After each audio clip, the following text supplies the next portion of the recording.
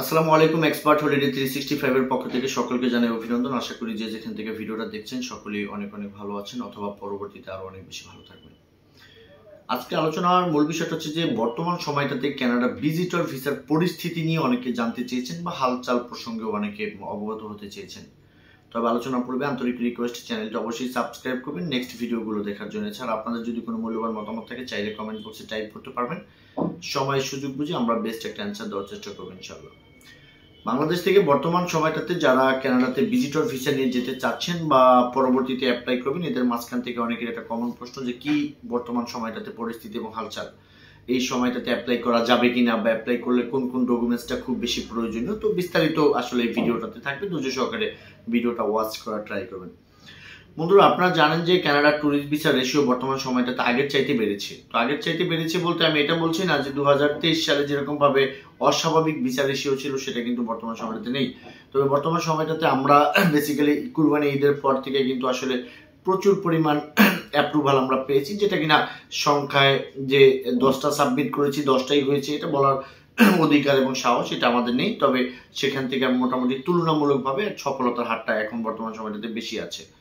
তো যে সমস্ত আমরা অ্যাপ্রুভাল গুলো পেয়েছি, এদের পাসপোর্ট সাবমিট করেছি, অনেকের হয়তো স্টিকার লেগে আসবে খুব সুন বা দ্রুত সময়ের মাঝে। তবে কাজ করতে গিয়ে আমরা যেটা বলেছি বা বুঝতে পেরেছি আমি ব্যক্তিগতভাবে, সেটা হচ্ছে যে সমস্ত ফাইলগুলো নিখুঁত আছে, আমাদের মাঝখানে কিন্তু 4টা বার হয়েছে, সেটা কিন্তু কোনো দেশ ঘোরা ছিল না, অর্থাৎ ফ্রেশ পাসপোর্টই ছিল ফ্যামিলির। তো ফ্যামিলিতেও বর্তমান সময়টাতে যে মূল অ্যাপ্লিকেন্ট, প্রিন্সিপাল অ্যাপ্লিকেন্ট উনি যিনি আছেন, ওনার দেশ ভিজিট করা ছিল, সঙ্গত কারণে কিন্তু আসলে ওনার সাপোর্টিং ফ্যামিলি মেম্বার, ছেলে মেয়ে বা তার ওয়াইফ, তাদেরটা কিন্তু একই সাথে অ্যাপ্রুভাল হয়ে গেছে। তো আমরা কাজ করতে গিয়ে আরো একটু এক্সপিরিয়েন্স হয়েছে যে ডকুমেন্ট যাদের কাছে এখন বর্তমান সময়টাতে পর্যাপ্ত, তারাই কিন্তু এই ট্যুরিজম ভিসার জন্য কিন্তু বর্তমান সার্বিক পরিস্থিতি বা হালচাল আপনি যেটাই বলেন এটার জন্য কিন্তু একটা বেটার অপশন বা বেটার একটা পজিশনে থাকবে। অন্যথায় আপনি যদি এলোমেলো ভাবে ফাইল সাবমিট করেন সেক্ষেত্রে কিন্তু অ্যাপ্রুভাল পাওয়ার কোনো প্রকার সম্ভাবনাই আপনি পাবেন না। কারণটা হচ্ছে যে বর্তমান সময়টাতে ওরা ব্যাংক ভেরিফাই করে, তারপরে আপনার আরো কিছু কিছু জিনিস আছে ভেরিফাই করে তারপরে কিন্তু সিদ্ধান্ত নেয়। আবার আমরা এটাও বুঝি যে যাকে ওরা ভিসাটা দেবে তাদেরই কিন্তু ব্যাংকটা ভেরিফাই অনেক সময় একটু বেশি করছে। তো আমি আপনাদেরকে বলবো এই সময়টাতে অ্যাপ্লাই করলে আপনি এত দিকে খেয়াল রাখার কোনো প্রয়োজন নাই যে আপনার এটা আছে কিনা ওটা আছে কিনা, ওগুলো আপনি পরে দেখেন। আপনি সর্বপ্রথম দেখেন যে আপনার ট্রাভেল হিস্টোরি থাক না থাক সেটা পরের ব্যাপার, আপনার ব্যাংকটা স্ট্রং আছে কিনা এবং কি আপনার টিনটা লিগেল কিনা, রিটার্নটা আপনি দেন কিনা বা অরিজিনাল একটা ইনভিটেশন আপনি কালেক্ট করতে পারেন কিনা বা সুন্দর একটা কভার লেটার এবং একটা ভালো একটা প্ল্যানিং এর মধ্য দিয়ে আপনি কানাডার জন্য অ্যাপ্লাই করতে পারেন কিনা। এই পরিস্থিতিতে এগুলোই হচ্ছে আপনাদের প্রতি সর্বশেষ বা বারবার এটা বলা। যারা একবার দুবার তিনবার রিফিউজড হয়েছেন তাদেরও জন্য কিন্তু চান্স আছে বর্তমান সময়টাতে।